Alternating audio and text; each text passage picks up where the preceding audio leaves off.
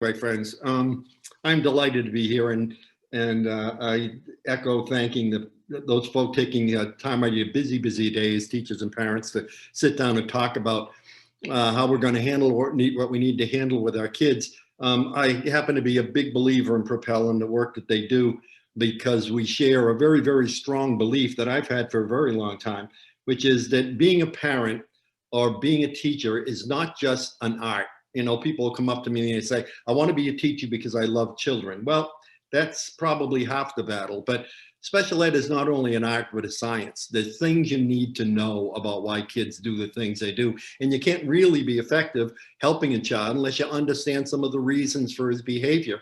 And I think that's something that Propel believes strongly in, is that teachers and parents need to have information and data and the real science behind why kids do what they do. I was speaking to a group a little while ago, and I was telling them about what this means, that you need to have a body of knowledge. You need to have a body of knowledge in order to really deal effectively with kids. And just to give a quick example, I ran a residential school for kids with Asperger's and learning disabilities and autism for a number of years. And it used to frustrate me a great deal as I'd walk across the campus and a child would come up to me and just say, Tuesday or Thursday, Tuesday or Thursday. And I scold him a little bit and say, I'm not sure what you're talking about. And it was confusing to me. It was confusing for him.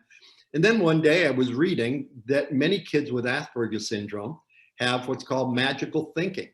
That is to say, it's an area of getting a lot of study now, that many kids with Asperger's have this magical thinking. And what that means is they think that you know everything that they know. They think you know everything that they know. There's a classic experiment you can do with kids. I've done it a number of times, where I have in my office a box of Band-Aids. And it's a box of Band-Aids. If I held it out here, you'd recognize it on the shelf in the store. Very recognizable box of Band-Aids. But it's filled with candy. And I'll have an Asperger's kid come into my office and I'll show him the box and I'll say, what do you think is in this box? And he says, candy. He says, Band-Aids. And I open it up and say, no, look, there's candy in it. Oh, wow. I said, now let's go downstairs and to the teacher's lounge, and I'll show this box to a number of teachers and I'll ask them what's in it. What do you think they'll say? And the child says, candy. Because he knows there's candy in it. He believes everyone knows there's candy in it. That's just one of those small idiosyncrasies of kids with Asperger's. But doesn't it explain those non sequiturs that kids used to give me? I'd be walking across the campus. The child would see me coming. It was a residential school. He would see me coming and he's thinking, gee, I wonder if we're going bowling Tuesday or Thursday this week. Well, Lavoie will know. By the time he gets over to me, he thinks I know what he's thinking. And he says, Tuesday or Thursday. So instead of dealing with it in the surface behavior or getting frustrated or miffed that the kids would come up and present these non sequiturs, what I began to understand is there's a reason for this. And that's what we're going to talk about tonight. The reason some kids do what they do. Because most of the things that kids do are explainable. No kid wants to be bad. No kid wants to get in trouble with mom and dad. No kid wants to be at the bottom of the class. So we can probably assume that the reason he or she is doing those things is a causal factor. And that's what we're going to talk about. We're going to talk about what we're going through, what we're all going through, how to explain that to kids. We're going to talk about anxiety that we're seeing. As I talked to our friends at Propel, they said the number of the questions I got in were questions about children undergoing anxiety, children who had never had anxiety before are suddenly developing anxiety. And of course, that's true for many moms and dads and grandmas and grandpas too. We're going to talk about that. And we're going to talk about understanding kids from a developmental point of view. And hopefully when we get done with the time we're going to spend together, I'll be able to demystify some of the behaviors you see from kids that maybe you didn't understand before we started here. I know that Propel spread the net wide, and you've got people from all over the tri-state area, if not beyond. But I want to say a special shout out to my friends in Brooklyn. You folks have made me feel so welcome. I've done a lot of work in Brooklyn and in your neighborhoods in the last couple of years, and Propel brought me in a couple of times, and I've always been made to feel so welcome. It's been a tremendous gift. I'll be very candid with you, and I hope you don't think I'm being patronizing about this. I was being interviewed by a graduate student about a year ago, and he was doing a paper on my work. He was doing his dissertation on my work, and we sat down for an interview, and he said, he said, I'm sure the thing you're most proud of is your family. And it certainly is the case. And he said, but of what are the three things you're most proud of professionally? Three things do you take the most pride in professionally as your career begins to kind of wrap up? And I said, I'm going to name three things, but they're not in 1, 2, 3 order. They're equally important to me. My books and my videos, I worked very hard on those, and I believe that they will be a legacy that I'll leave behind. So I'm proud of that, and I'm pleased with that. I did spend 30 years running residential schools for special needs kids, putting them to bed at night, waking them up in the morning 24/7 for 30 years, and I take some pride in that. And the third thing, and again, it's not in 1, 2, 3 order, but the third of the three things is the way that my work has been accepted by the Jewish educational community across this country. I never saw it coming. I'm a Catholic kid from Boston, and I never ever had any, I don't share your heritage. I don't share your faith, but there's an awful lot we do share. There's a tremendous amount we do share. And it all started a number of years ago, about 5 or 6 or 7 years ago now, I guess. I was asked to speak at the Museum of Tolerance in Los Angeles. And if you're ever within 100 miles, 200 miles of Los Angeles, go there and go to the Museum of Tolerance. It's an absolutely sacred place. And a friend of mine asked me if I'd speak there to the Jewish educational community. And I said, sure, I'd be delighted to. And he called me and he said, Rick, we have 50 people coming for your workshop. And I said, well, that's great. And he called me later, he said, Rick, we have 75 people coming for your workshop. And I said, oh, terrific. He called me a week or so later, he said, Rick, we have 150 people coming to your workshop. And I'm thinking, why does he keep telling me this? I don't need to know this. I've spoken to 5,500 people. I've spoken to groups of 5,500. The size of the audience doesn't really bother me. And so finally he called and he said, Rick, we have 400 people coming. And I said, you don't really need to keep telling me the number. It doesn't matter. And he said, oh no, Rick, I'm talking about 400 rabbis. Have you ever been in a room with 400 people and you're the dumbest person in the room? I just was so overwhelmed by the seriousness and the scholarliness of those men and women, that they're just so devoted to education and care so much about education and so eager to learn and so eager to teach. And it's really been a life-changing experience for me. And I've had a chance to make some wonderful friends, meet some wonderful people. I think I've learned as much as I've taught, but it's really, really been a wonderful experience. And it's very humbling for me as I look here winding down on my career. It's very humbling for me to realize that my work, that comes from a very, very different framework than yours, works for you folks. And your work, what you do works for me. I've inculcated into my work so much of the things I've learned from you folks.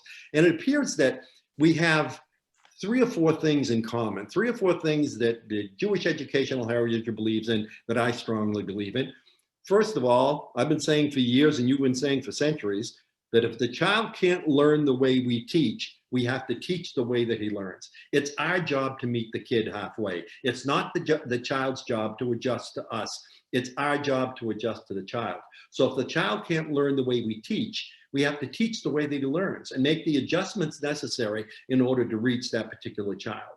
Another thing you folks believe so strongly in is that all children should be educated. It's in some of your, I've learned so much from some of our rabbi friends. It says that it's in your ancient writings that says that a community that doesn't serve all the children is doomed to the fires. The reality is that it's the responsibility of schools to deal with all the kids and accept all the kids. And they just the belief system that I have and the belief system that you folks have is so similar. And I believe, I took a look at it the other day to check, well over half my presentations last year went to Jewish educational organizations in Denver, in Detroit, I'm trying to think, Los Angeles, San Antonio, Miami, all over the country, speaking to Jewish educational communities. And it's been really a life-changing thing for me, and really one of the 3 things that I'm the most proud of. I've had an opportunity to learn so much in my interaction with the Jewish education community. And much of what we're going to talk about tonight comes from the work of a gentleman you may or may not have heard of, named Yanis Korczak. Yanis Korczak. Korczak I was in Los Angeles and I was speaking to a rabbi friend of mine, and he said, Rick, you know what you'd love is the work of Janis Korczak. And I said, well, gee, I'd never heard of the gentleman. And he said, you really should read it. This is absolutely true. I flew home the next day and I was in a used bookstore in downtown Boston, the Brattle bookstore, and I walked in and there was sitting there a book, The Life and Times of Janis Korczak. I said, well, somebody's trying to give me a message here. Since then, I have done a deep dive into his work. And let me just touch a little bit on, because a lot of his work is going to become a theme of what we talk about today. If you don't know anything about Korczak, I would suggest you look it up. We're going to talk about his life. But what is as fascinating as his life is the way that he died. And you'll have to look that up to find that out. So we're going to talk about his life and what he did. And he was an extraordinary individual. Every time I talk about Korczak, I'm hard pressed to come up with an analogy to anybody that we know in America, because there's really no one in the American scene today that you could compare him to. He was born in 1878, and he died in 1942. So we're talking about his work was done in the 30s, which is almost 100 years ago. He was a pediatrician. Listen to his resume. He was a pediatrician. He was a surgeon. He was a war hero in 2 wars. He had his own radio program. He had, which of course at that time was the only way to communicate with the masses of people. He had his own radio program. He was and still is the #1 children's author in Eastern Europe. A series of books that he wrote is still the top selling series of books for children in Eastern Europe. He wrote these wonderful stories called The Children of the King. It was a series of stories, and it was about an evil king. But his children, his young children, were wonderful. And so the evil king would do something awful, and the children would come in and save the day. And he was just extraordinary. And late in his life, he took a particular interest. He was living in Poland, took a particular interest in orphans. That at that time, there were a lot of diseases, a lot of plagues. And so it wasn't uncommon to have orphans. And at that time, Jewish orphans weren't allowed to go and live in public orphanages, and they weren't allowed to live in the faith-based Christian orphanages. So they were basically street kids. And he said, we got to take care of those kids. And he put together, he was a man of tremendous fame. I mean, everyone knew him. He was an extraordinary person. And so a friend of his gave him this mansion in downtown Warsaw, and he turned that into an orphanage. And he had at any given time at about 120 children living in the orphanage, which is extraordinary in itself. But the most extraordinary thing is he was so far ahead of his time. The things that he's doing now, the things that he did in 1930, people are just like catching on to now. He used to do a thing where at the end of every day, he would sit down with each child. He would evaluate each child, how he thought that child behaved that day. And then the child at the end of the day would write down an excuse me.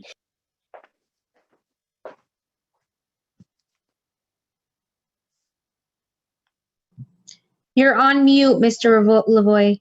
Sorry. Better? Am I good?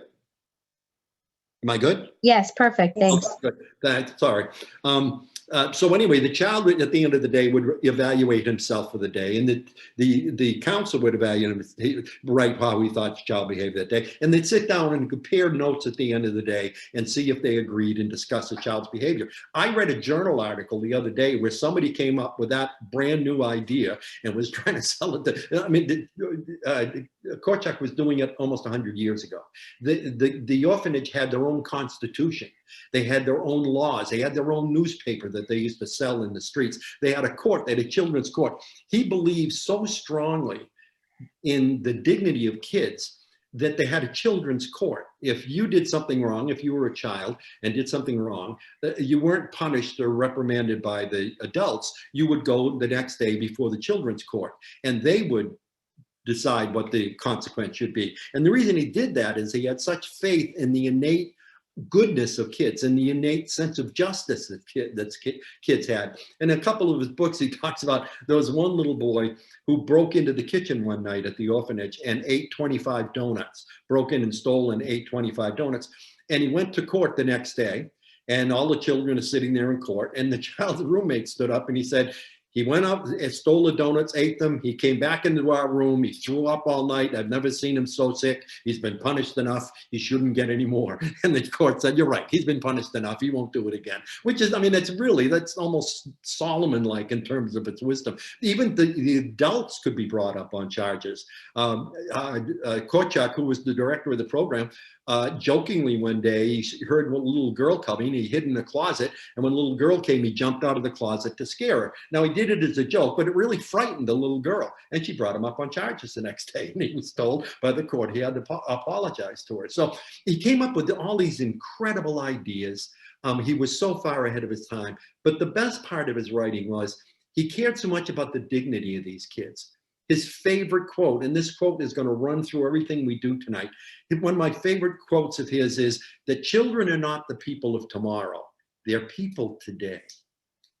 We refer to our younger generation as the people of tomorrow. They're not the people of tomorrow, they're people today. And they deserve the dignity and they deserve respect. And all of his work was so heavily based on dignity and respect. And that's what we're going to talk about, because I think many times when we get in trouble with kids, it's because we just don't give them the dignity that they deserve. We're going to try to deal with three questions today. One is, how are we dealing with what's going on? I mean, there have been generations that have certainly had worse times than this.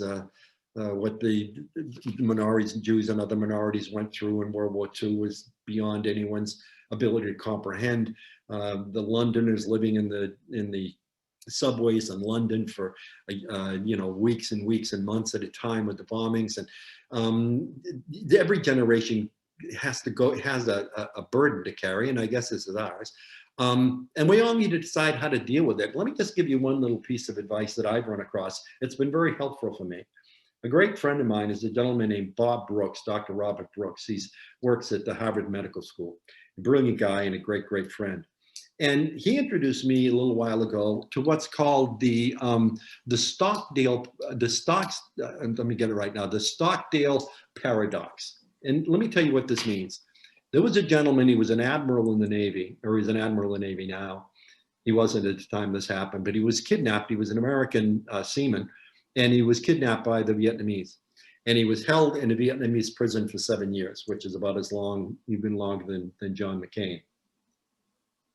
And when he came out after being in prison for 7 years every day, not knowing if it was going to be your last day, a group of psychologists asked to sit down with him and talk to him and see what they could learn from what he went through. And they came up, after researching him, after talking to him, they came up with what's called the Stockdale paradox. And I find it very interesting. Here's what he said. He said, there were some people who went through that experience and they made it. They came out fairly well screwed together, as well, as mentally healthy as you can after going through something like that. They came on and got on with their lives. There were others that didn't. There are others who just didn't make it, collapse mentally, either while they were in the prison camp or when they got out. They just were totally distraught mentally and had total mental breakdowns. He said there's two groups of people. And he said, the ones who broke down, the ones who didn't make it out with good mental health, were the optimists. Let me tell you what I mean. What he said was that the people who are optimistic, we're going to get out soon. It can't be too much longer. It's going to be, there's a big Vietnamese holiday coming up. They'll probably let people out for the Vietnamese holiday. So if we can just hold on for 3 more weeks, we know that the holidays, the American holidays, Christmas and Hanukkah are coming up. I'm sure they'll be letting some of us out to celebrate the American holidays. And they live kind of from week to week to week, and they didn't make it. They're the ones who fell apart. The ones who did make it were the ones who decided, I can't control what's happening to me here. I have no control. I have no control over what's happening to me here. Someone else has control of that. So I'm not going to think about that. I'm going to think about when I get out. I'm going to think about what I'm going to do when I get out of here. I'm going to think I'm going to build a garage behind the house. I'm going to try to buy a hunting lodge and spend some time hunting. I'm going to, try to be a better son to my mom and dad. Those are the folks who made it. Not the ones who lived week to week to week, but the ones who said, this is what it is. I've got no control over when it ends. So I'm going to think about what happens when it's over. I have a lot of friends who say, it'll be over by January. Come on, it's got to be over by January. It's got to be over by the holidays. It's not going to be. It's not going to be. That's what we call 2020. It's not going to be over for a very long time, at least a matter of several months. And the people who will get through this okay are the ones who accept that. And the ones who keep living week to week thinking something magical is going to happen, they're the ones that are going to have trouble. The second thing we need to talk about is, how do you determine whether or not we as a culture have been successful getting through this crisis? Well, I love ancient proverbs. I love proverbs from ancient, small p proverbs, from ancient societies. There's so much wisdom out there. You read ancient Spanish proverbs, and Jewish proverbs, and Greek proverbs. There's so much wisdom there, and those old kinds of sayings. And one of my favorites is this: in Southern Africa, there's a tribe. There's a great big mountain. And the tribe is in two sections. One tribe of people live on one side of the mountain, on the ocean side, and they make their living and they survive by fishing. Then there's the mountain, and then the other half of the tribe is on the other side of the mountain, and they're farmers, and they make their living to keep themselves alive by fishing. I'm not sure exactly what that is. They keep themselves alive by hunting. So it's not uncommon. It's not uncommon at all that when one person, that a man from one side of the tribe and a man from the other side of the tribe will be walking over the mountain to visit relatives from the other side, and two men will run into each other as they go over the mountain. And when they do, this is what they say to each other. They don't say hello. They don't say good morning. They don't ask how the fishing is. They don't ask how the crops are. They say this: Yamoto statu. Yamoto Stasu, and that's Swahili for, so how are the children? So how are the children?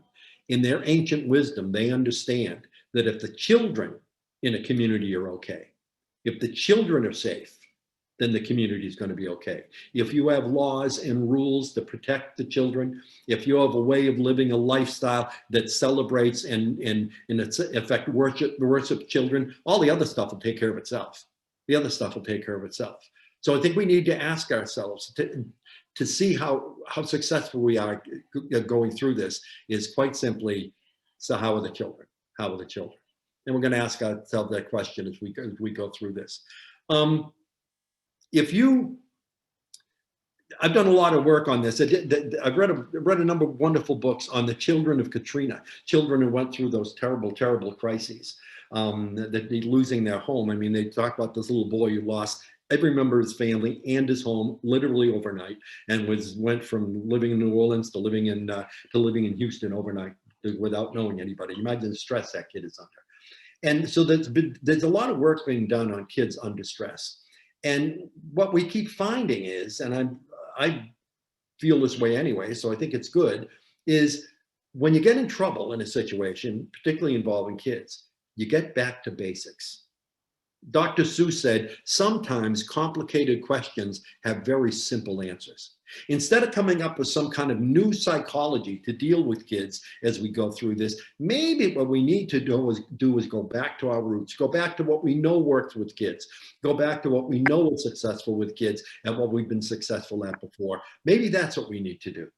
So we're going to talk today about getting back to basics, getting back to understanding the basic understandings about kids, because I think that's where we're missing. We're trying to invent some kind of new psychology to deal with kids. No, I think what we've got to do is take a look at the things we've done in the past that work and do more of that. Do more of that. Franklin Roosevelt, there's talk about presidents in crisis, and there was nobody better in dealing with crisis than Franklin Roosevelt was. And one of the things he used to tell his people is, do something. If it works, do more of it. If it doesn't work, do something else. So instead of doing something else, let's take a look at the basics. And I think the first thing we need to understand is this. It is uncommon that I go to a speaking engagement that somebody doesn't come up to me and say, you know what we need, Rick? We need an instruction manual for children. You buy a new air conditioner, you buy a vacuum cleaner, and they give you an instruction booklet. There should be an instruction booklet for children. When you have a child, you should get an instruction booklet that goes with them. Well, that's never going to happen because kids are just too complicated for that. That's never going to happen. But in effect, there really is an instruction manual out there. And all it is, get online and take a look at basic human development. My bias is that one of the reasons we get in trouble with kids is we forget all about human development, normal human development. And we start getting angry and upset with our kids for doing things that are actually developmentally quite normal. If I were king, I would make every parent and every teacher in America take a course and pass a course in human development. Because if we understood human development better, we wouldn't get so upset with our kids when they do things that are actually developmentally appropriate. And let me tell you what I mean. I love watching kids. My specialty area is social skills with kids, social development of kids. And I just love watching kids at recess and watch kids at play. I seldom watch a group of kids at play without learning something about the way kids function with one another.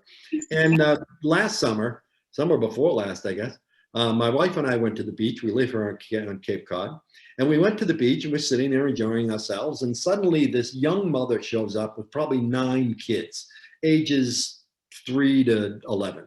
Some were her kids, some were some neighbor kids she got roped into taking, but she had these 9 kids and she's trying to corral them. And she brings them to the beach and she sets up the blankets and all the kids are playing and having a good time. And I've got pretty good radar. I can pick out, I know the kid to watch that's going to give me some kind of a story.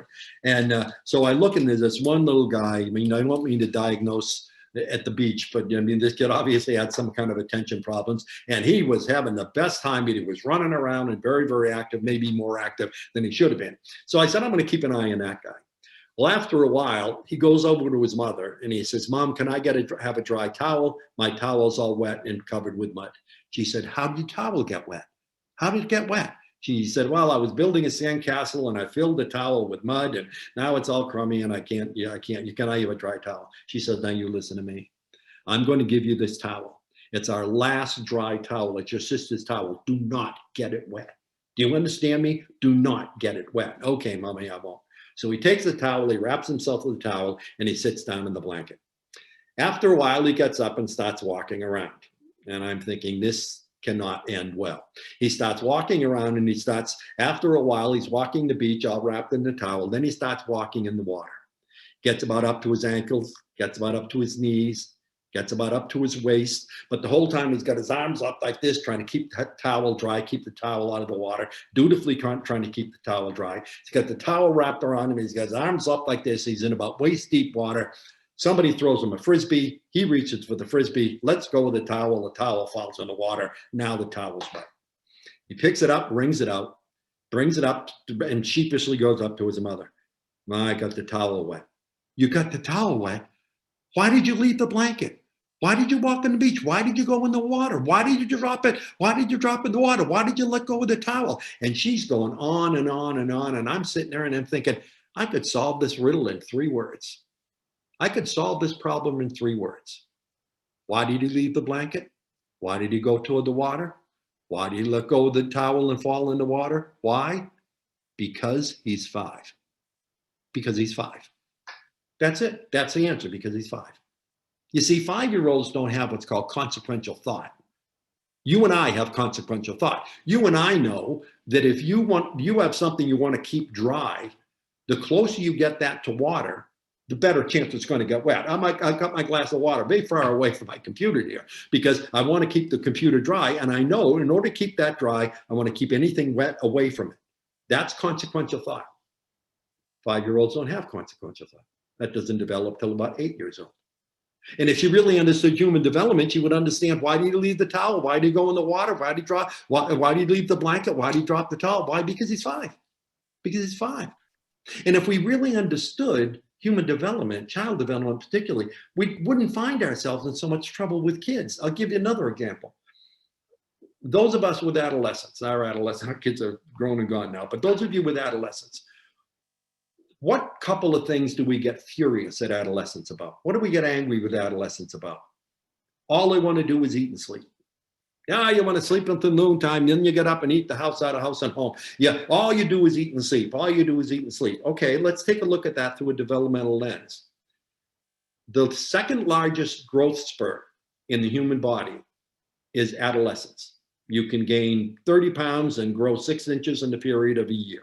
okay? The second biggest growth spurt in the human body is adolescence. The biggest growth spurt, the first biggest growth spurt is infancy. You can grow 6 inches and double your weight in a period of 8 months, okay? What do infants do to fuel that growth? I mean, it's incredible, really physiological, incredible for that growth to happen. And what do infants do in order to fuel that growth? They eat and they sleep. And what does the doctor tell you to do? Make sure the baby gets plenty of rest, plenty of sleep, and plenty to eat. I've never known a mom or a dad that's been angry at an infant because all she does is eat and sleep. And yet we get angry at our adolescents because all they do is eat and sleep, but they're doing it for the same reason they did when they were infants, to fuel that incredible growth. And if we understood human development a little bit better, I think we'd be much, much better at dealing with some of the behaviors of kids. 8-year-old kids cheat. If an 8-year-old is losing a game, he'll cheat. 11-year-olds suddenly get scattered. They can't find anything. They lose things. The 7-year-old lies. If he's in trouble, he'll lie. And that generally goes away at about 8 years old. But if we understood that, we can, well, my 7-year-old lies to me. That's what 7-year-olds do. My 11-year-old is scattered. That's what 11-year-olds do. My 15-year-old daughter doesn't want to be seen in the store with me anymore. That's what they do at that age. And so we need to understand that development, that there were these 3 levels of development that we need to understand. Can we go to the PowerPoint, please?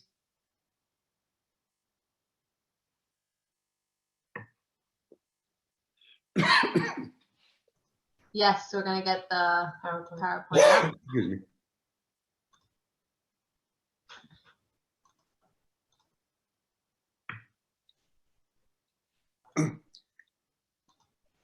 There we go. Can we put up the first slide? Yes. There we go. We are going to take a special education bent on this. I think if you go to show slideshow, it'll just give full screen. Yeah. Yep. There we go. There we go. Perfect. Thank you. Thank you. Next slide, please.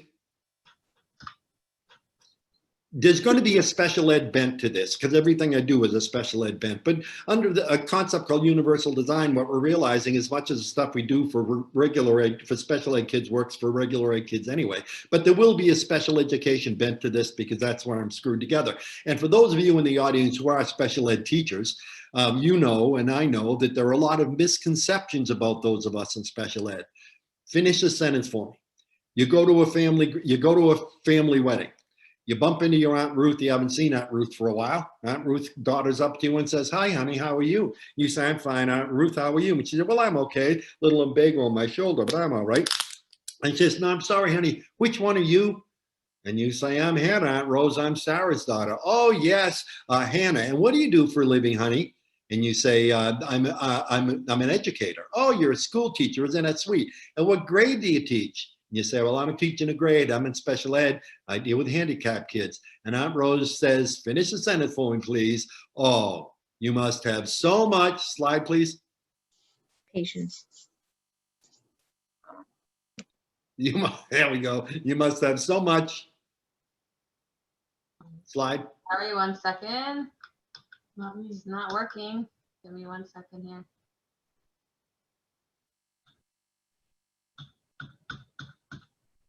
I don't have access to the screen. Who's almost accessing our screen? Give me 1 second. It seems like we may have been hijacked.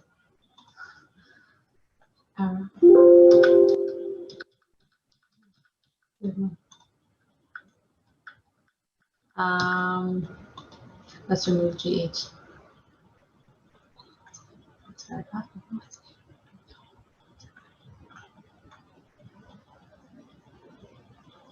Sorry, everybody. Let's just remove myself. I'm going to stop the share and we're going to try it again. Okay. The host has to deactivate the annotation so that other people can annotate while you're doing the slide.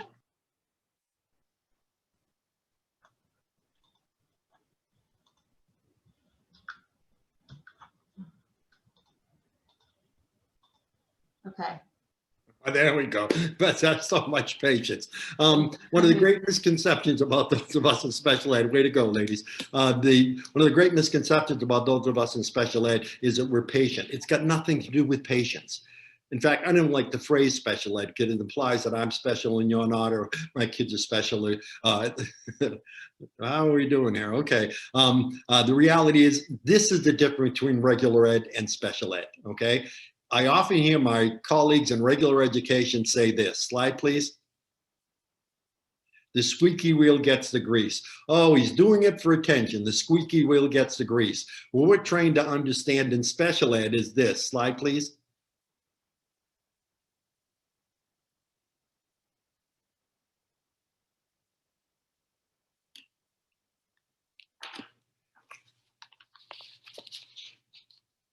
The squeaky wheel needs the grease. The reality is regular education, the squeaky wheel gets the grease. He's doing it for attention. We recognize the squeaky wheel needs the grease. That's why it's squeaking. If you don't put some grease on it, it's going to fall off the wagon. So that we need to understand there will be a special education bent to what we do tonight. I want to talk to you about, if we're going to understand human development, the three basic levels of human development that kids go through. Slide, next slide, please.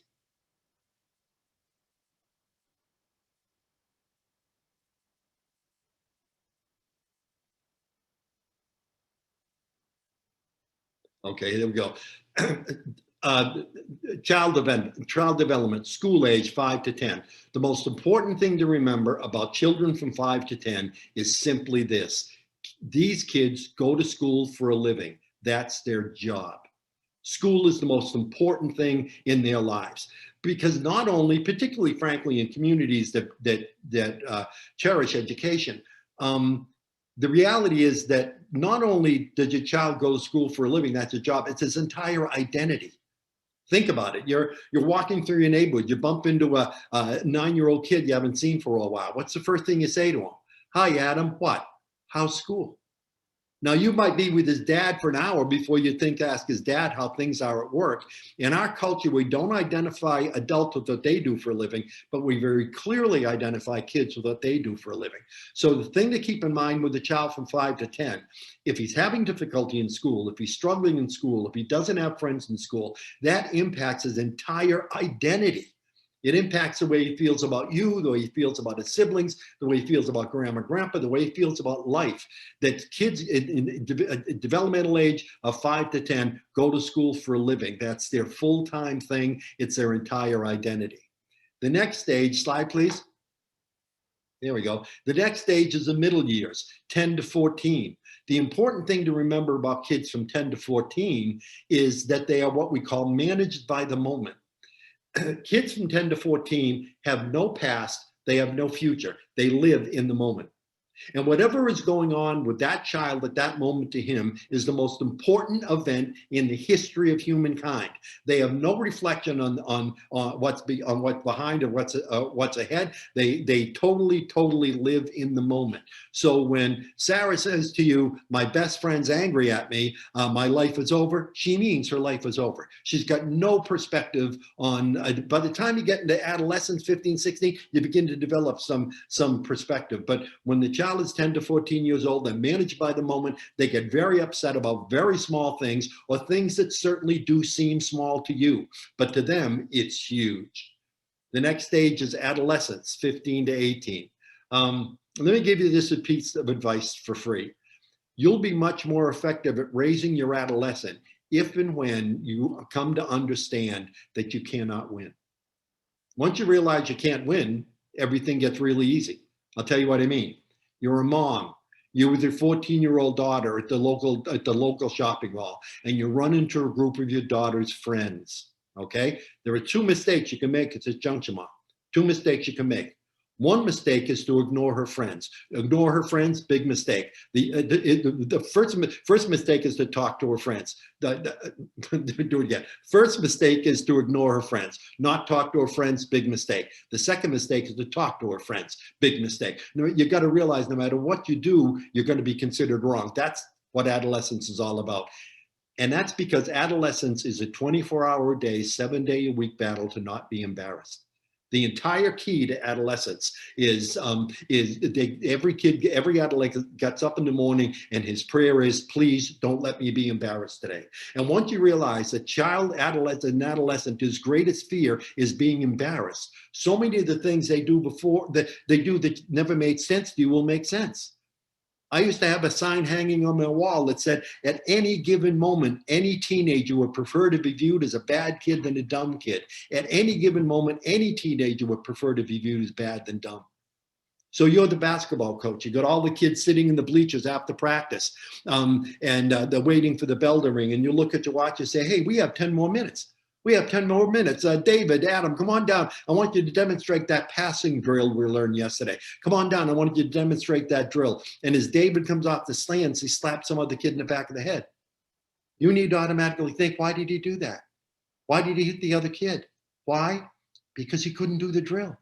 He's coming off the stands and he thinks, I don't remember that drill. I don't remember if you move to your left or your right. I'm going to look dumb in front of the coach. I'm going to look dumb in front of the other kids. But if I whack this kid in the back of the head, the coach will throw me out of practice. And the coach will think I'm bad, and the kids will think I'm bad, but nobody will think I'm dumb. And any adolescent would rather be viewed as a bad kid than a dumb kid. So when you're dealing with school-age kids, keep in mind, they go to school for a living. So when they're struggling in school, it impacts their entire identity. The middle school kid, the middle child, the child from 10 to 14 is managed by the moment. They overreact to small things because they have no perspective on the past or the future. They live in that moment, and whatever's going on in that moment is the most important thing in the history of humankind. And then adolescence, that these kids fight basically a 3-year battle to not be embarrassed, and they'll do anything to avoid being embarrassed. Now, next slide, please. There are 3 things I need to ask you to accept as we go through this evening. First of all, very important to remember, most of the trouble you have with kids, particularly kids under stress, is you get into power struggles with them. And the most important thing you can understand is they don't want any of your power. They don't want any of your power. They just want some of their own. And we're going to talk about strategies, how you can give a kid power without losing any of your own. It's like from your writings as an old story in your heritage that talks about, if Yiddy has a candle that's not lit, and I take my candle that has a flame, and I touch my candle to hers and then take mine away, does Yiddy have light? Sure. Does she have heat? Does she have flame? Sure. Did my candle go out? No, just like I can give her, I can light her candle without my candle going out. We're going to talk about strategies you can give kids power without losing any power of your own. Secondly, if you wouldn't do it to an adult, don't do it to a child. This is all Korchak's work about basically giving kids dignity. Many of you have seen the Fat City video that I put out in 1987. They sold as many copies last year as they did in 1987. It's still selling and being used all over the country, including Israel. I get 5 phone calls a month from Israel. It's being used extensively. Why does everybody watch it if you've seen it? It shows an adult treating other adults in a way that you would never treat an adult. And yet we treat kids that way. And if you've ever seen the video, one of the people makes a mistake on the paper, and I take the paper and tear it up in front of them. You never do that to an adult, but we do it to kids. And the lesson of that video is simply this: if you wouldn't do it to an adult, don't do it to a child. Give the child the dignity. Again, they're not people of tomorrow, they're people today. You've got kids who are troubled through all this. Their lives have been unalterably changed. I'm a school guy. I'm 70 years old, and I've been a school guy for 65 years. From when I was 5 years old and went to kindergarten at Hosmer School in Fitchburg, Massachusetts, and I was 5 years old, for the next 65 years, I was a school guy. I was either a student or a teacher or an administrator working at schools or a consultant working with schools. The calendar in my office doesn't say January to December like everybody else does. It says September to June. I would embarrass myself. A couple of years ago, my brother asked if I could go someplace, and I said, no, I can't. I got to buy school clothes. It was the beginning of September. I'm, 68 years old and still buying school clothes. But one of the things about being a school guy and being a teacher and being involved in education is that there's these beautiful rituals, these great rituals we go through. You meet a group in September, you get together with a group of people you didn't know before, you get to know each other, you kind of slog through the winter and celebrate the spring and then say goodbye to each other at the end of the year. It's a really nice ritual, nice rhythm to it. And we've got a generation of kids where that's been taken away. They've lost that. And a lot of them are troubled. And because kids are troubled, they act out. And my thing is, you need to understand that the pain the troubled child causes is never greater than the pain that he feels. A child strikes out against you, or not physically, but a child is disrupting your class, or disrupting your program, you need to automatically think the pain that he's causing me is nothing compared to the pain he feels himself. And what that all comes down to is something I used to say the four most important words in special ed.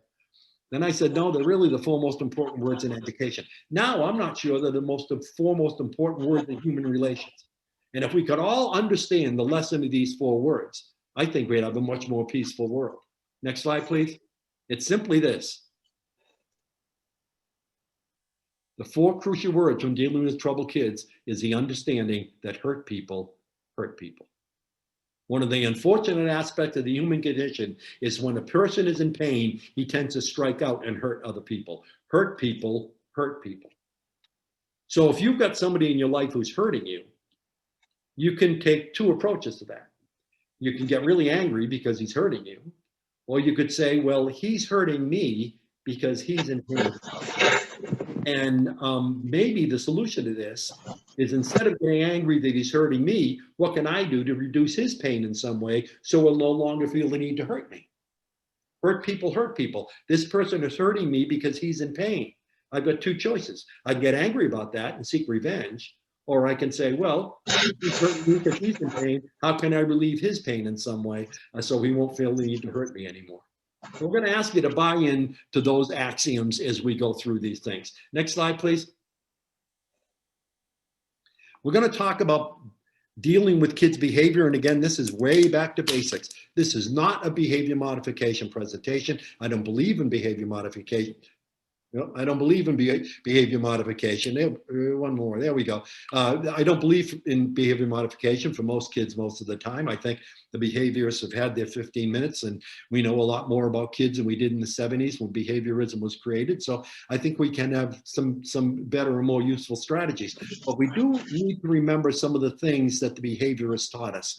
One of the things they taught us, which we all know as parents and teachers, there's two ways you can deal with behavior: positive feedback or negative feedback.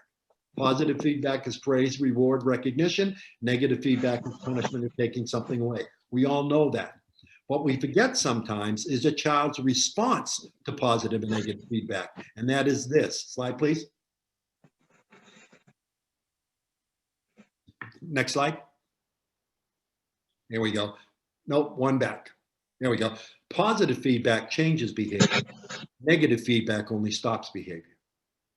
You will not change a kid's behavior by punishing. You can punish a kid till the cows come home. You will not change that kid's behavior. Now, you don't want anybody to say, Propel had a guy come on last night from Boston, and he said we should never punish kids. I'm not saying that. I'm not saying that. We raised 3 kids in our home. I ran residential schools for 30 years for 150 kids a year. Of course, there's times kids need to be punished, but you need to do it with the understanding you're not changing anything. You're only stopping the behavior. And I'll tell you what I mean. I'm sitting in the playground. I look out over the playground. I see David picking on Levi. David always picks on Levi. So I go on, I say, David, come in here for a second. I'm tired of seeing you pick on Levi. I want you to write 150 times I will not pick on Levi. Great things we do in schools, right? Half the teachers trying to get the kids to enjoy writing. The other half using writing as a punishment. That doesn't confuse anybody. I want you to write 150 times I will not pick on Levi. I'm going to call your mother, tell her what an awful kid you are. I'm going to bring it out to the principal. He's going to yell at you for a while. And then you can't go to recess again until you're voting age, okay? All negative feedback. I guarantee you, as a result of that negative feedback, David will never, ever, ever pick on Levi again outside my office. Heaven save Levi, any place else on campus, a day that I'm not there, or on the school bus, or before school or after school. Because by punishing David for picking on Levi, the only thing I've done is he will no longer pick on Levi outside my office. He'll pick on other kids outside my office, and he'll pick on Levi other places, but he won't pick on Levi outside my office. That's all I've changed. For punishing him for picking on Levi outside my office, he will no longer pick on Levi outside my office. He'll pick on other kids outside my office. He'll pick on Levi other places, but he won't pick on Levi outside my office. That's all I've accomplished. However, suppose I'm sitting in my office, I look out over the ball field and I see Levi carrying the bases for the baseball coach, and he drops one. He's bending over trying to pick it up, but without dropping the others. And I see David, the bully, come his way. I think, oh, great. David's going to kick the base out of his reach, make his life miserable. But I'm delighted to see David bend up, pick up the base, hand it very nicely back to Levi. I stick my hand, I said, come in for a second, David. I just saw what you did. That was a really nice thing you just did. You know, I called your mom last week when you were bullying kids. I'm going to give her a call today and tell her what I just saw. And I go walking down the hall, my arm around her shoulder, and I bump into the principal. I say, hey, let me tell you what I just saw David do. In fact, I could use some big guys like David to help me move some books in the library. Come on, David, we'll talk about the ball game last night. All positive feedback. I will equally assure you that David is more likely to be nice to Levi the next time he sees him, whether or not I'm around. Because positive feedback is an agent of change in behavior. Negative feedback only stops behavior. And again, I'm not saying never to punish kids. What I'm saying is don't punish kids and expect the behavior to change. The only way to change the behavior is catch them being good and reinforce that behavior. Now, going along with the positive and negative feedback, the next thing you need to remember is this. Slide, please. Successive approximations. Basically, reward direction, not perfection. Reward direction, not perfection. That is to say that here's an example I use for teachers. You've got a little boy in your class. Adam is a little boy in your class, and he's very, very impulsive, and he's one of those ready, fire, aim, attention deficit disorder kids. But parents can apply this to home too. So every time you do a times tables drill and you read the times tables to the kids are supposed to raise their hand, wait till they're called on, but little Adam always screams out the answer. So you sit down and you say, Adam, let me tell you what we got to do here. Whenever we do a times tables drill and I read the times table, no, back again, please. Whenever we do a times table drill and I read the times tables, you have to raise your hand, wait till you're called on, and give the answer. You got it? Raise your hand, wait till you're called on, then give the answer. Okay, I got it. Next day, how much is 2 times 2? Adam goes, 4. Okay, I would submit to you that was a successive approximation. That was less wrong. At least he remembered to raise his hand. So instead of saying you're wrong, you went and said, Adam, you did better because you did remember to raise your hand. But when we got to raise your hand, wait till you're called on, then give the answer. Okay, I've got it. Next day in class, how much is 3 times 3? Adam goes, 9. That's less wrong. The behavior is closer. He raised his hand and called the answer at the same time. So instead of saying you're wrong, you say, Adam, I can tell you're trying because you did a lot better that time. But remember, you got to raise your hand, wait till you called on, then give the answer. Okay, I've got it. Next day in class, how much is 4 times 4? Adam goes, 16. He waited as long as he could. He just couldn't wait any longer, and he blurted out the answer. But again, that was less wrong. At least he raised his hand and waited. And so you go over to him and you say, Adam, I know you're really trying. You raise your hand, you wait. Raise your hand, wait till I call on you, then give the answer. That's the only way you change kids' behavior. And teachers will say, well, I haven't got time to do that. I'm so busy dealing with behavior.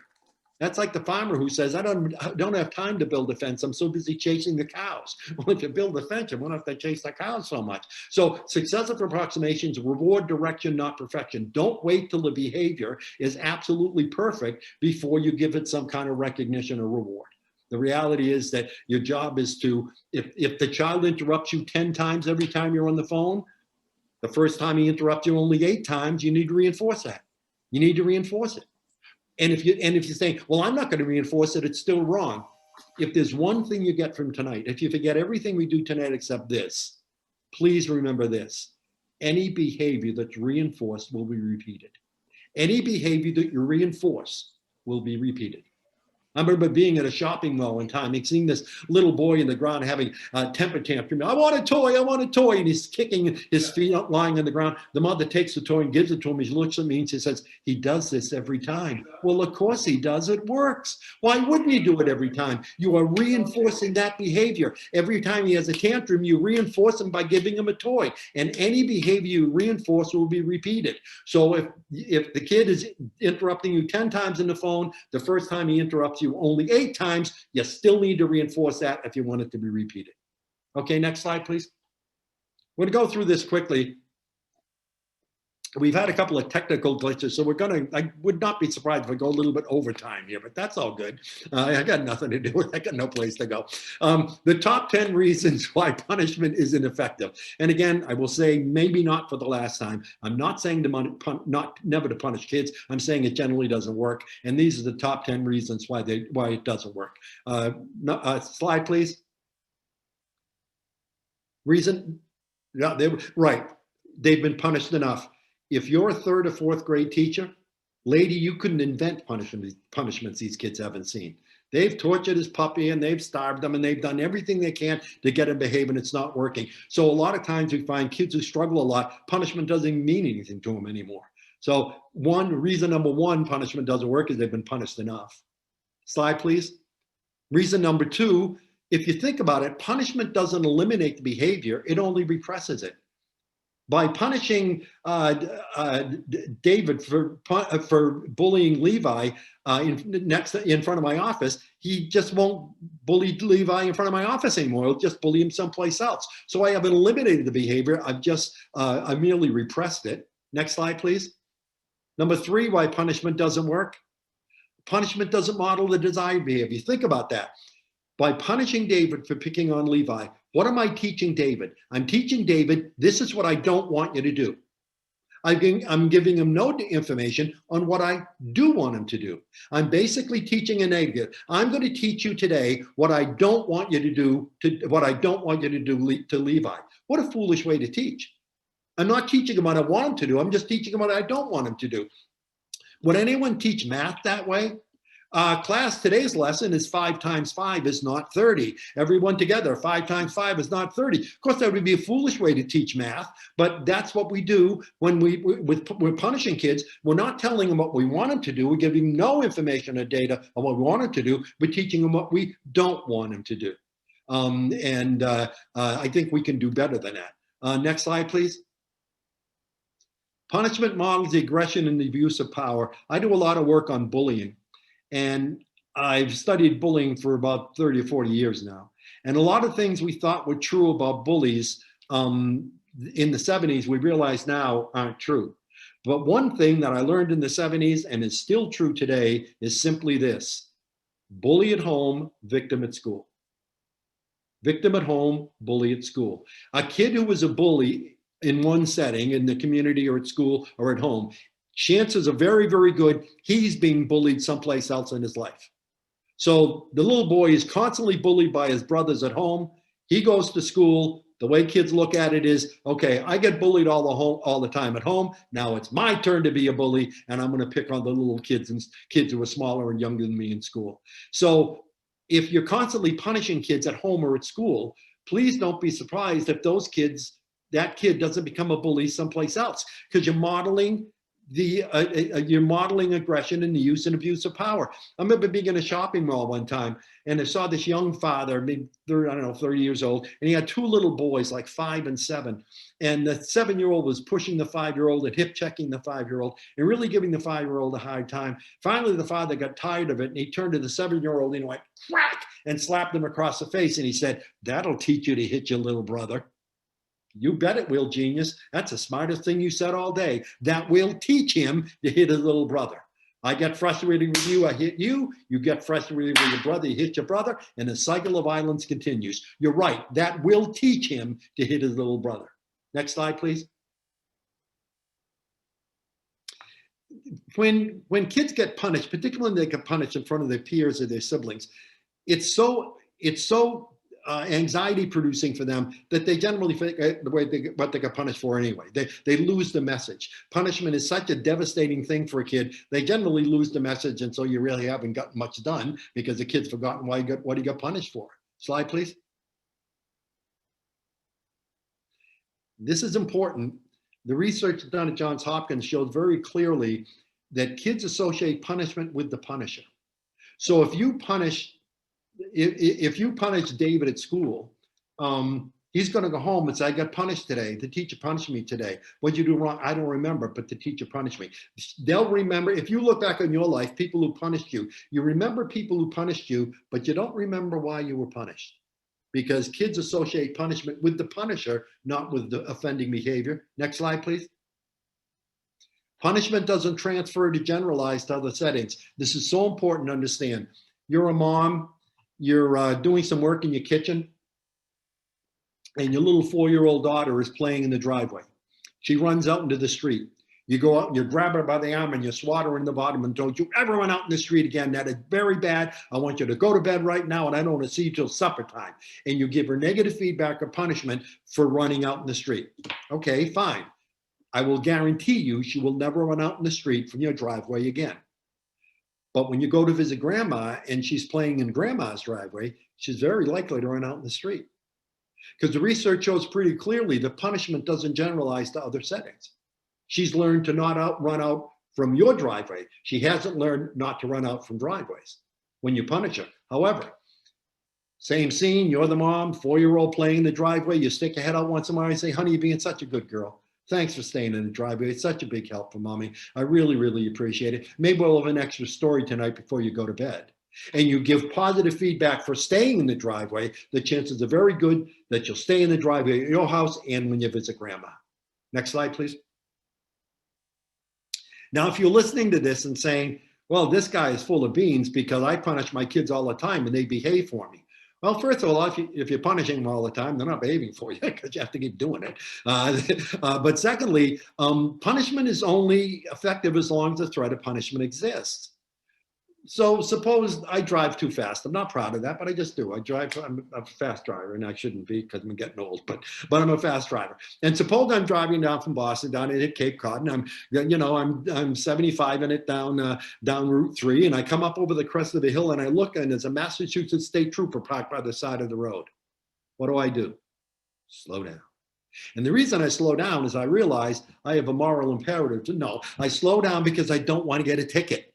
And as soon as I can't see him in the rearview mirror, I'm back in the pedal again. Because punishment is only effective as long as the threat of punishment exists. So if you're sitting there thinking, gee, I punish my kids all the time, and you're fine, they'll behave for you, but you've got to give your substitute teacher combat pay, and heaven save your babysitter who has to take care of the kids, because the only reason they're behaving is they don't want to get punished. With no threat of getting punished, there's no reason to behave.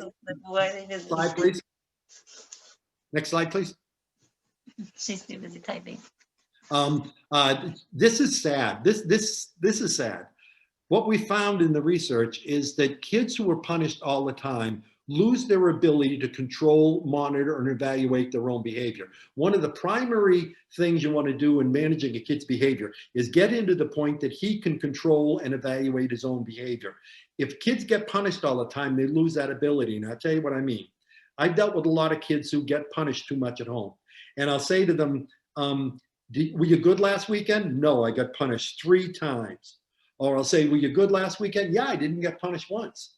Well, maybe the first weekend when he got punished 3 times, mom was just in a bad mood and she punished him when she shouldn't have. And maybe the second weekend, maybe he was awful the second weekend, but mom was just too tired to deal with it. So she didn't punish him. And he thinks that he was bad the first weekend and good the second weekend, because the only way he's learned how to evaluate his own behavior is whether or not he got punished. And you can't change a kid's behavior if he can only use outside influence to evaluate his own behavior. And the last one, number 10. Here we go. Punishment only works if there's a degree of motivation to please the punisher. If you've got a kid in your class you don't get along real well with, punishing that kid is like pounding pounding cold steel. Every time you punish him, he's just going to think she's punishing me because she doesn't like me. So if you don't have a good relationship with a kid, punishment is largely ineffective. Interestingly, if you have a good relationship with a kid, punishment can work because the kid says, gee, he really likes me and he's saying I can't go to the media center, so I must have really done something bad. And so punishment is actually more effective for kids you get along with great. Okay, we're going to start zipping through some things. Next slide, please. Isolation and timeout. I hate timeout. Hate timeout. I think it's I think it's abused and overused. Again, timeout was invented in the 1970s. We didn't know how kids function then. It's 40 years later. We know it 50 years later. We know a whole lot more about how kids function. I really just don't like timeout. And I'll tell you why. If you're using timeout at school or at home, I'll bet you anything you're doing it wrong. And I don't mean wrong according to what I think. Who cares what I think? I mean wrong according to the inventors of timeout. This might come as a bulletin to some of you. Do you know that timeout was not designed to be a punishment? Timeout was not designed to be a punishment. This is what timeout is. This is the definition of timeout by the folks who wrote it, who designed it. Timeout means taking a kid who's getting positive feedback for negative behavior and putting him in a position where he's getting no feedback for that behavior. That's it. It's not supposed to be an aversive stimuli. It's not a punishment. Here's what it is. You're sitting around a reading table with a group of kids, or you're sitting at the dining table. Adam is kicking everybody under the table. All the other kids are laughing. They think that's funny. He's getting positive feedback, the laughter of the other kids, for negative behavior, kicking under the table. So you say, Adam, you can go over in the corner and kick all you want over there. Go over the corner, kick all you want. That's what it is. It's not supposed to be a punishment. It's just taking a kid who's getting positive feedback for negative behavior and putting him in a position where he's not getting any feedback for that behavior. Let me tell you the reasons I don't like timeout. First of all, no matter how much you try to pretty it up, no matter how much you try to make it sound like something it's not, you're saying to another person, I don't want you around. I don't want to see you. I don't want to hear you. I don't want to smell you. I don't want to breathe the same air you're breathing. Do you realize what a horrible thing that is to say to another person?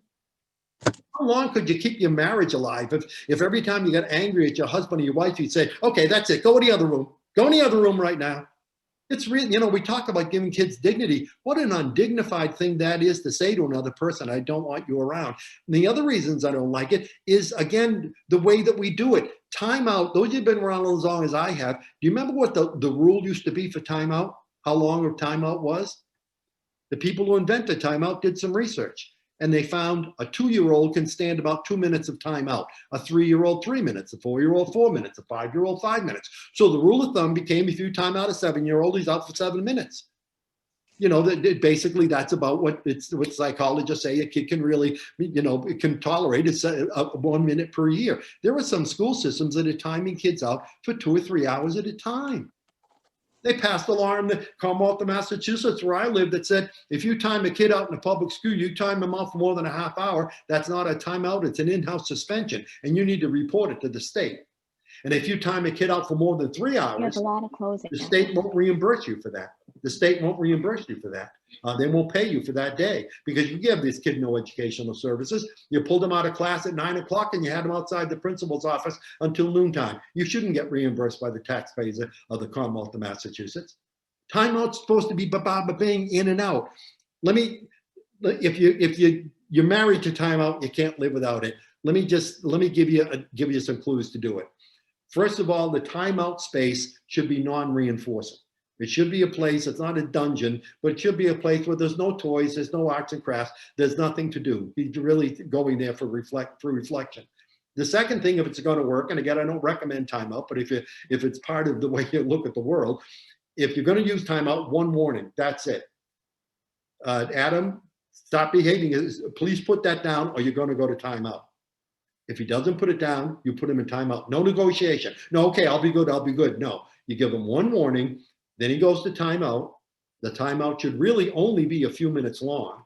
And when he's calmed down, you wait till he's calmed down a little bit, wait a minute or two after he's calmed down, then bring him in, but reinforce him. You say, good, okay, you're back in the group, no hard feelings, everything, you've done the crime, you did the crime, you did the time, that's it, it can come back. You reinforce, give the kid positive reinforcement when it comes back. But if you try this, particularly for teachers, a modified timeout, You got a child who's disrupting the class. Here's the way you run the class. This works great, say first to fifth grade. There is a timeout chair in the room, but it faces the class. And every kid knows if you get put in timeout, you go sit in the timeout chair. You can watch the class, but you can't participate. So you say, okay, David, you got to go sit in the timeout chair. He knows he can sit in the timeout chair and watch the class, but he can't participate. So suppose he sits there for a couple of minutes. He's not bothering anybody. You say, good, you made a good decision, David, come on back. Now, suppose he sits there and he's making faces and trying to disrupt the class. Then you go over and you say, David, it doesn't appear to be working out. You got to turn your chair to the wall now. You have to turn the chair to the wall. So he turns his chair to the wall. He behaves himself after a couple of minutes. What do? Let him come back? No, let him turn the chair around. You say, okay, David, you're doing great. Let's turn the chair around now. He turns the chair around for a couple of minutes, then you bring him back. Now, suppose the chair's facing the wall, he's kicking the wall, disrupting the class. Then you go and say, David, I thought this would work. Doesn't really appear to be working, so we're going to have you go to the principal's office. But you've given him five or six chances to change his behavior. And do you hear what I said every time? You made a good decision, David. You made a good decision. Come on back. If you're going to use timeout, at least try those things. But I think timeout is something that is greatly overused. Slide, please. Forced apologies. Did some work on this at the Harvard School of Education that indicated that if you force kids to apologize, and we often do this, don't we? You disrupted Joan's class. I want you to go tell Joan you're sorry. And we force a kid to apologize. What the kid learns is, I can do anything I want as long as I apologize for it. I can do anything I want as long as I'm willing to apologize. So then you say, you punched David in the schoolyard. Yeah, but I said I was sorry. Well, it doesn't matter, you said you were sorry. So forced apologies I don't like. Slide, please. Cheap shots. Cheap shots, we're not going to get into this in detail, but cheap shots are when you know a kid did something, but you make like you didn't. Like, were you good for the babysitter? We do this as parents. Were you good for the babysitter last night? Yes, we were. No, you weren't. Well, if you know they weren't, tell them you know they weren't. Cheap shots where you set the kid up and that kind of thing really, really does break down trust. Slide, please. We're going to kind of zip through some of the stuff because I really want to get to the story. I talked earlier about the fact that kids don't want any of your power, they want something of their own. One of the strategies you can use as a teacher or as a parent that's very, very effective. It's hard to hear you because somebody's mic is on. Could you please mute yourself? Can everybody mute? There you go. Thank you. Yeah, there we go. Minor choice technique is a technique that demonstrates the kid doesn't want any of your power. He'll want some of his own. We like to think in our culture the kids have a lot of power, and they really don't. They can't choose where they live. They can't choose who they live with. They can't even choose their own names. Why do you think kids come up with nicknames for each other? Because they want to have some power and control over their lives. It starts about 10 years old. The kid is no longer an infant. He's not a teenager. He's not an adult, but he's in that middle never land where he wants some control over his own life. And then he comes to us as teachers or as parents and we say, no, you're not going to get any control from us, because most of us as teachers and parents, we don't understand power.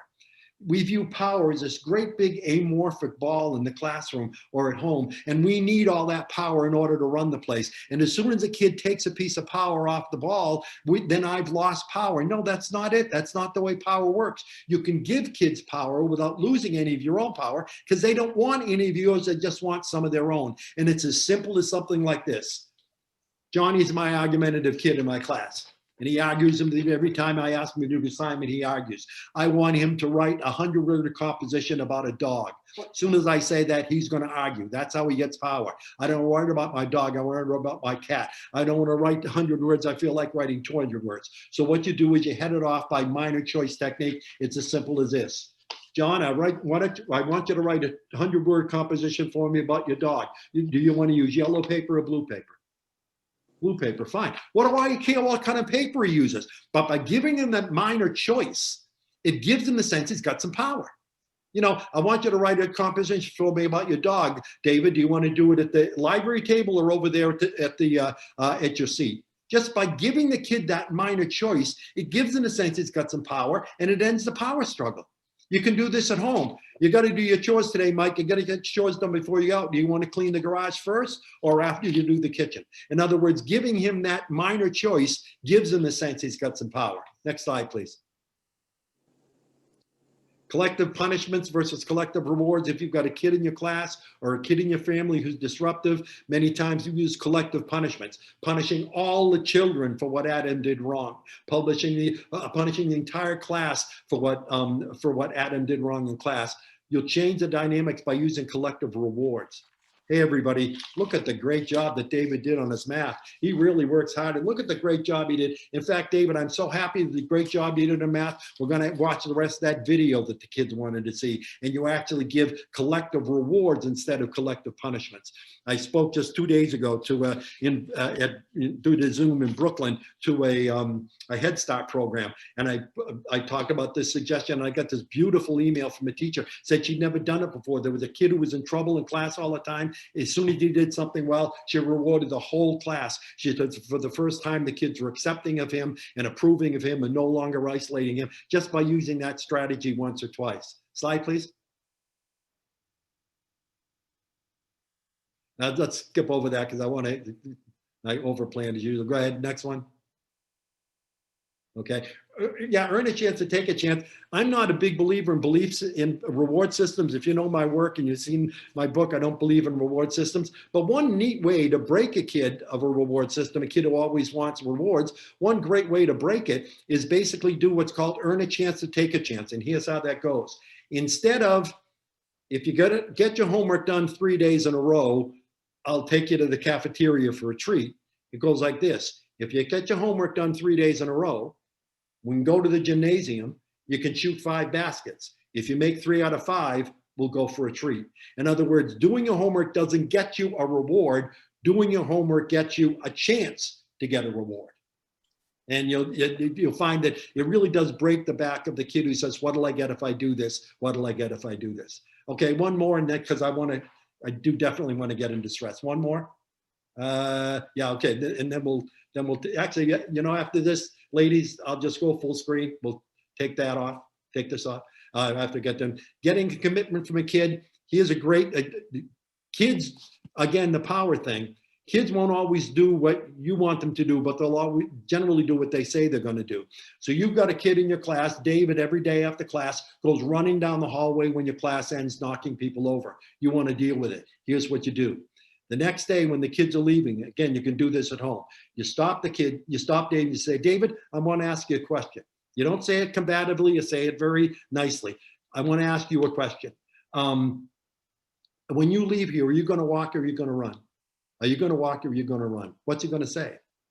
He's going to say, I'm going to walk, because he knows that's what I hear. But do you know the research on this shows that chances are 80% he'll walk because he said he would?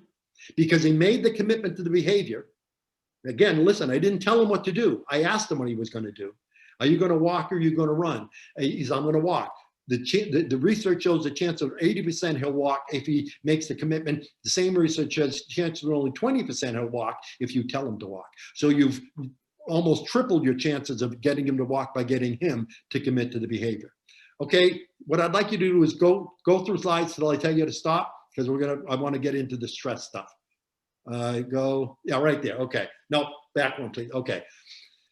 What they asked me to talk about tonight, and we will spend the next 10 minutes or so doing this, kids under anxiety. With what's going on now, their lives have been changed. Kids, a lot of anxious kids. I was doing one of these the other day, and someone asked me if I was worried about depression in a generation of kids with the COVID. And I'm not a psychologist, but I've been working with kids for 50 years. I don't worry about depression with kids. I worry about anxiety. And there's a lot of difference between depression and anxiety. We tend to use them interchangeably. They mean the same thing. They're actually very, very different. In a nutshell, depressed people worry about the past. Anxious people worry about the future. That's the difference. That's the difference. Depressed people worry about the past. Anxious people worry about the future. If you know someone who's in depression, they're talking about a loss, something terrible has happened in their life, and they're depressed about it. That's not what anxiety is about. Anxiety is about worrying about the future. And this is what anxiety looks like in a classroom. You say Adam is your anxious kid in class. You get up, say, next week we're going to take a field trip on Tuesday. All the other kids say, fine. But Adam starts, are we going to take a bus? Can I sit near a window? Are you going to be there? What if you're absent? Are we still going to go? How much money should I bring? What if it rains? Just saying we're going to go on a field trip sends this kid on this roller coaster of anxiety, worrying about things that are probably never going to happen. Anxiety is the thing I worry about with our kids, the stress that they're under. And now, can we go full screen now? We're not going to be using any more slides. Let's go full screen if we can. Okay. Let's talk about kids under stress in stress reactions. I want you to imagine right now, this is what stress is all about. This is what stress and anxiety is all about. You're sitting in traffic and you're sitting on a highway someplace, or you're in a city, and you're sitting in your car at a stop sign, and suddenly you hear behind you the screeching of brakes, and you know momentarily you were going to get rear-ended. In a microsecond, your entire body leaps to attention. Your entire body leaps into what's called fright or flight. Let me tell you some of the things that happen. In that instant, you hear that sound. In that instant, your hands get cold and clammy. Your skin gets pale. Your heart starts to beat, your stomach gets upset, you start breathing heavily, and your pupils dilate in that instant. Why? That's what's called a stress reaction. You know that something's going to happen. You hear the screech of brakes, you know something's going to happen. In an instant, your body gets ready to fight. Why does your heart keep beating? Because your brain says to your heart, get more blood out to this guy, he's going to be in trouble. Get more blood out, something's going to happen. So it sends all this blood out. You know, when something like that happens, you say, oh, my stomach is so upset. You know why? Your brain tells you in that microsecond, you're digesting food right now, so am I. You know, anything you had for dinner, you're not thinking about it, but your body is digesting it. In that instant that you hear the brakes, your brain tells your stomach, stop digesting food. We need all the blood we can get into this guy's brain so he responds quickly. So I'm going to pump blood up there, and I'm not going to stop digesting. That's why after something like that happens, you always get that queasy stomach, because your stomach stopped digesting while it was going on. You get pale because the blood again is rushing to your heart. The brain says get as much blood to the heart as you can, because you're going to be in trouble. Your pupils dilate. Your skin gets pale. You're breathing heavily. You start trembling because all this blood is rushing so quickly to your heart and from your heart to your brain. That's what a stress reaction is, and we've all been there. We know how awful it is. Many kids with anxiety feel that way all the time. That's the definition of anxiety, is fear in the face of no danger. I had somebody say to me one time, he can't have an anxiety problem. He worries about absolutely nothing. That's what an anxiety problem is fear in the face of no danger. So we need to understand, we've got all our kids now in this stressful situation. We need to understand, how do you deal with stress? Well, we came up with a way to explain it to special needs kids that really, really did work. And this is the way stress works. I chose not to use real liquid here because it couldn't end well. I'd spill it on a computer or something. But let me tell you how it works. This, everybody has within them, this is of course figurative, has a stress beaker. This is a beaker that can hold our stress. The important thing to remember is the stress beaker is fine and you're fine until it overflows. When it overflows, that's when you get into trouble. And this will explain to you how why kids under stress act the way they do. So let's suppose that this is David's stress beaker, and this is the stress going into it. And he loses his favorite t-shirt, and that puts a little bit of stress in the beaker. And then he has a fight with his sister, and that's a little bit more stress.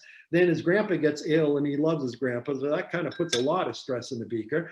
And then he misses the school bus and has to have dad take him to school, and that put a bit of stress in the beaker. So there's all this stress going in, but he's fine. He's responding fine. He's not reacting to anything. Suddenly the beaker is totally full to the absolute top. Okay, the beaker is totally full, and he gets up one morning and he can't find his favorite t-shirt, which isn't a real big stressor. Can't find his favorite t-shirt, and what does it do? It makes the beaker overflow. And the kid has a stress reaction and starts going crazy, getting angry and screaming and carrying on. And what do we say as parents and teachers who don't understand this? It's just a t-shirt. It's got nothing to do with the t-shirt. The t-shirt is just what made it go over. We're all that way. That's the way stress works for all of us. You're having a little trouble at home, and then one morning he gets up and he scrapes scrapes his toast at breakfast, and you go crazy. And he says, it's just toast. It's got nothing to do with the toast. The toast is just what made it overflow. So we would explain to kids, you've got this stress beaker, and you're fine as long as it doesn't overflow. So how do we make sure it doesn't overflow? Don't wait till it's full before you go to ask to get help. If you're seeing a counselor or you've got a favorite teacher and the kid can feel the stress going up and up, don't wait till it gets to the top. That's too late. Go to them when the stress is about here. You know, just go. I would walk the campus of the school and I'd run into a kid and say, hey, Mike, how's your beaker today? It's about half full, Mr. Lavoie. In other words, yeah, I'm doing okay. And I go a little bit, yeah, a little. Or a kid will come into my office and say, could you see my roommate sometime today? His beaker is really full.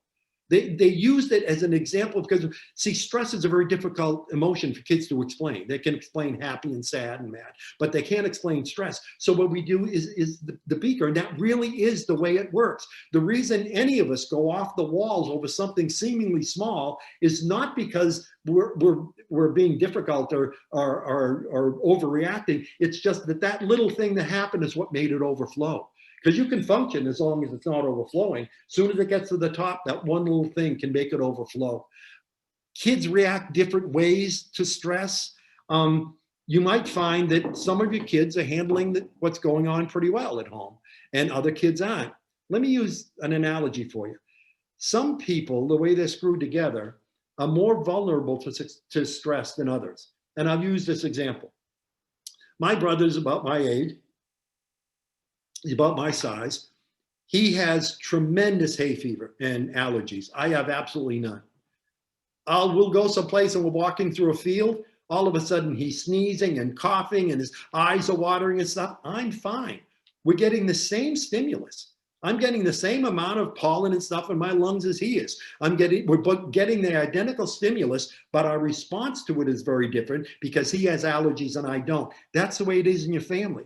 If you've got a kid who tends to being toward anxious, then what's going on now is making him really stressing him out. The other kid, not so prone to anxiety. He's not going to act. He's not going to overstress. But what you got to do is understand that and realize that this kid is not being a baby. He's not being a child. He's not being immature. He really is responding to this in a different way than his brothers because that's just what he's going through.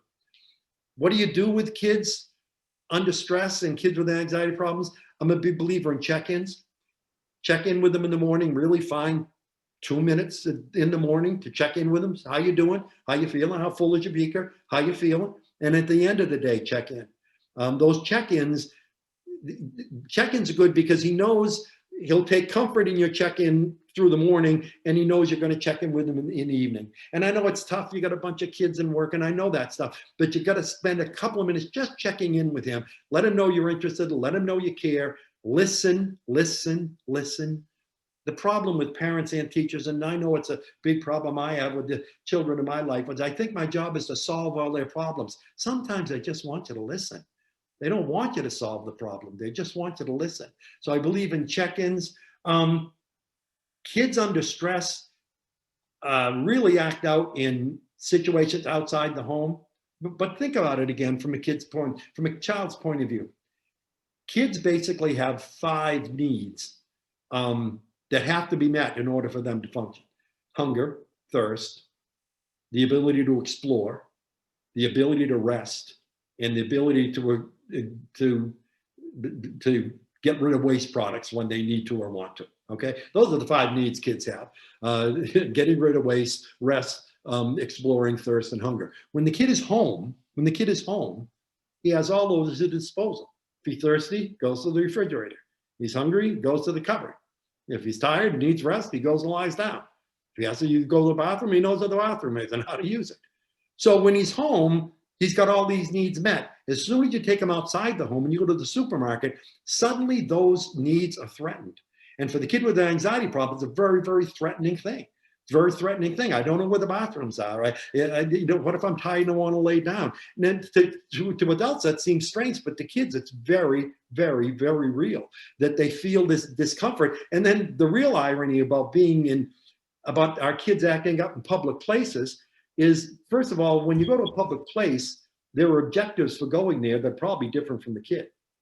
You take your child to the supermarket, what he wants to do is go look at the lobsters in the lobster tank.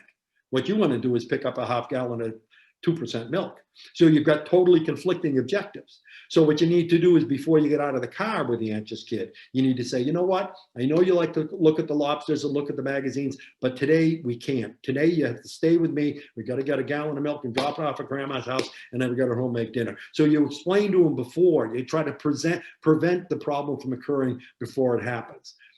When you're dealing with anxious kids about all the stress they're going through, accept their feelings. Don't tell them their feelings are wrong. Don't say, oh, don't feel that way. That's silly to feel that way. Accept their feelings. Let them know those are their real feelings. Accept them. Embrace those feelings. Don't try to use logic.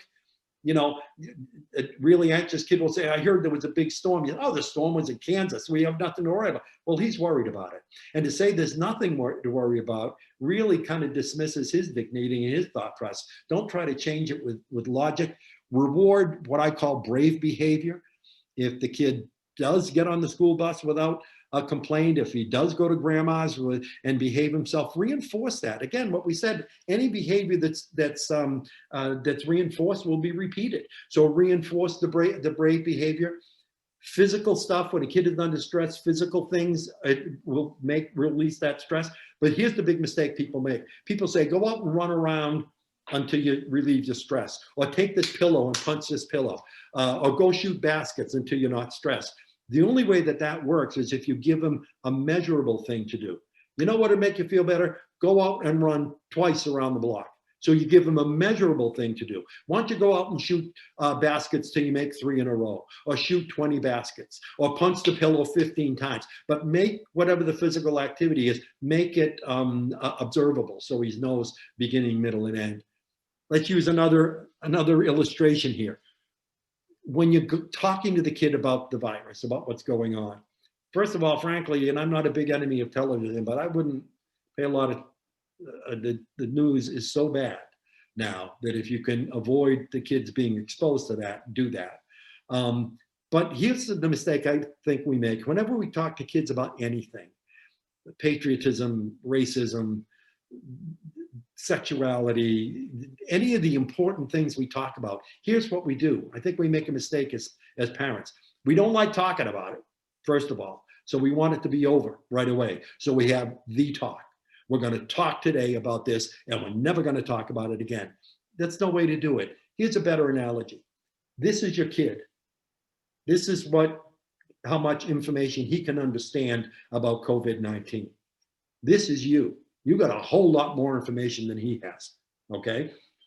Keep pouring the information in until the glass is full, and then take it away. Don't dump the whole thing in. He's not ready for that. He can't deal with as much information and data as you have. So you keep pouring it in and pouring it until the glass is full, and then you put the pitcher down until next time. And how do you know when the glass is full? When they stop asking questions. That kids will ask questions when they're puzzled, when they're frightened about something, they will ask questions. When they stop asking questions, you know basically the glass is full, put the pitcher down, and when they start asking questions again, you give them additional information. But what we try to do is dump the whole thing in at one time, and of course it's going to spill all over the place. We went a little bit over. I apologize for that, but let me close with this. I've had a wonderful time this evening. Thank you, my friends, for putting this together. Let me close with this if I can, because it speaks to what we began with. That kids need dignity and respect. I was speaking one time in Los Angeles at a Jewish day school, and I was meeting with the head rabbi, and he was running a little bit late, and I was in his office on the second floor, and he had a balcony outside his office that overlooked the playground. So I was waiting for him. I looked out, and the kids were at recess, and like I said, I love watching kids at recess. You just can learn so much. So I went out on the balcony and I'm looking down at all these kids having recess. There are about 70 or 80 elementary school kids running around. Suddenly I noticed these 4 little boys broke away from the recess and went behind the art room. And they don't know anybody can see them. I'm up above. They don't know anybody can see them. And suddenly they realized that the art teacher left the lid open on the dumpster. Well, of course, for 7-year-old boys, that's an adventure. And so they scramble up the side of the dumpster, and they're sitting on the edge of the dumpster with their feet dangling in the dumpster, looking into the dumpster, and they think this is a great mystery. They're having the best time. One of them looks in the dumpster and realizes that the art teacher had thrown away this 4-foot square of styrofoam, about 4 foot square, about an inch thick. Well, that's much too good to be in a dumpster. So one of the boys dives into the dumpster and picks up the piece of styrofoam, hands it up to the other 3. He crawls up. Now, again, picture the scene: 4 little 7-year-old boys sitting on the edge of the dumpster, their feet dangling in the dumpster, and they've got this 4-foot square of styrofoam. Well, the further rules of boyhood indicate that needs to be broken into equal pieces. So they take it and they break it into 4 squares. Now, each of them has a 1-foot square of styrofoam, 1 inch thick, and they're holding on to it and they think this is great. The further rules of boyhood indicate those pieces need to be broken into smaller pieces. So they start taking they've got the 1-foot square and they start breaking pieces off and throwing them into the dumpster. One of them suddenly realizes that if you rub 2 pieces of styrofoam together, it makes snow. Well, life doesn't get any better than this. So if you can picture the scene, there are 4 little boys sitting in the edge of the dumpster, feet dangling in the dumpster, and they're rubbing these pieces of styrofoam together, getting covered with this white plastic snow, and they are laughing and howling, having a time of their lives. Suddenly I look over, and this elderly rabbi, and I mean elderly, gentleman was well into his 90s, starts walking their way.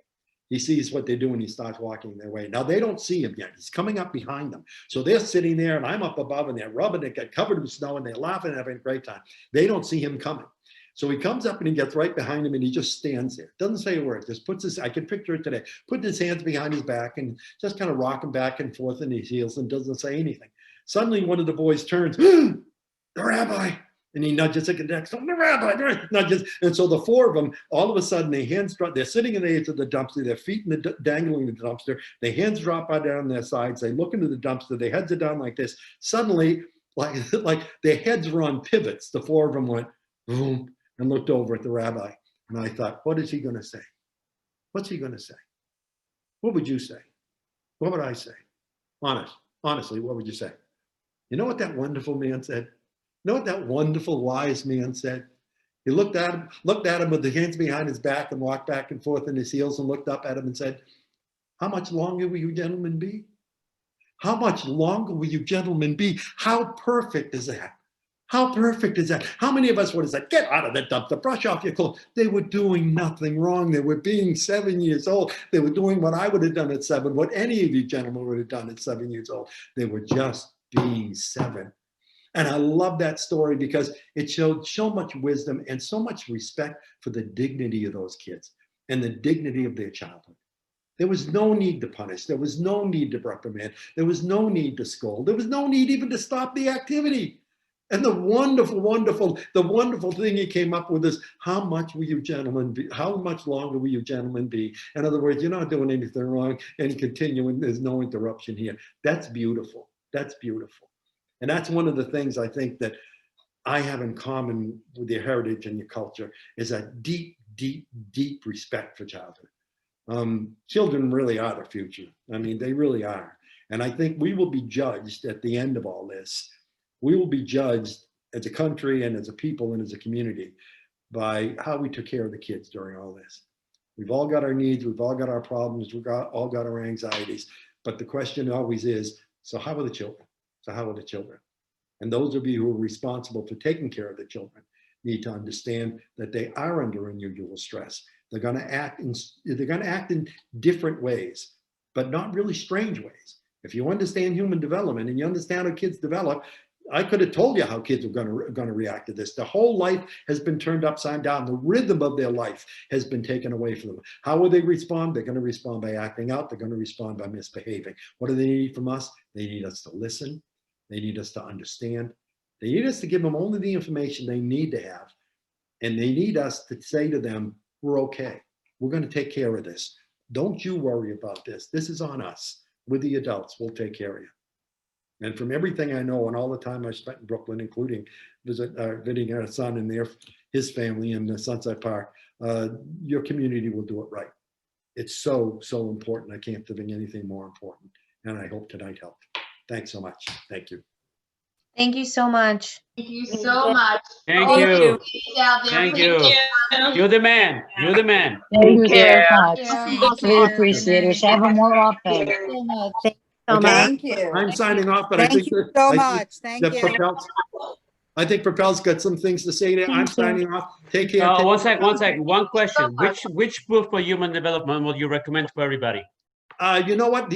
And this sounds unusual to say. There's so much good stuff online. The Gazelle Institute does great stuff. New York Hospital does great stuff. There's so many lists now of that really, really research-based human development stuff. I mean, there are books out there. Anything by Bob Brooks would be great. Anything by Mel Levine would be great. But you can get some stuff within 5 minutes after we're off the phone. And you know, I recommend to parents keep a list there. You know, this kid is doing this. Is this unusual? He's lying all of a sudden. Yeah, 6-year-olds start lying. They didn't know what lying was before. They get in trouble. They start lying. It's very, very natural. So you look at it and say, okay, well, it's, you know, 6-year-olds lie. I'm not going to punish him. I'm going to understand it's part of what he does and try to get him through it, but I'm not going to punish him for it. So, all right. Rick, thank you very Thank much. you. Yeah, by the way, the Rick, books that you Yeah. gave me are really